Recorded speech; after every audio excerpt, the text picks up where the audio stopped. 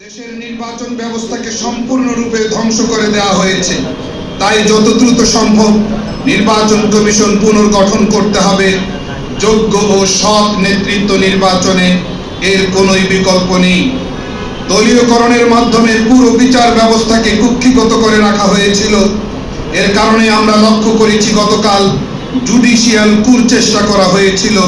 সঙ্গত কারণে সরকারকে স্বাধীন বিচার ব্যবস্থা নিশ্চিত করতে হবে এবং বিচার ব্যবস্থার দীর্ঘসূত্রিতার অবসান ঘটাতে হবে।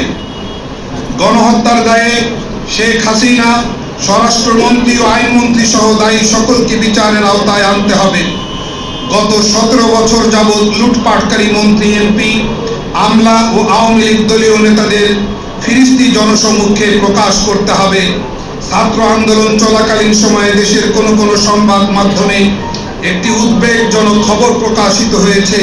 খবরটি হলো, মহামান্য আদালত পতিত সরকারকে এই মর্মে একটি পরামর্শ দিয়েছে যে বাংলাদেশের সকল সীমান্ত এলাকায় সীমান্ত রেখা থেকে 10 কিলোমিটার এলাকা ছেড়ে দিতে হবে। এই 10 কিলোমিটার এলাকার মধ্যে সীমান্ত রেখা থেকে 8 কিলোমিটার এলাকায় কোনো স্থাপনা ও ঘর বাড়ি রাখা যাবে না। বাকি 2 কিলোমিটার এলাকায় সীমান্তরক্ষীদের বাসস্থান ও প্রশিক্ষণ শিবির নির্মিত হবে। আদালতের এমন অশুভ প্রস্তাবনায় দেশবাসীর উদ্বেগ ও উৎকণ্ঠায় নতুন মাত্রা যুক্ত হয়েছে। আমরা নতুন সরকারকে প্রস্তাবিত এই অশুভ বিষয়টির প্রতি সতর্ক দৃষ্টি নিবদ্ধ করার জোর দাবি জানাচ্ছি।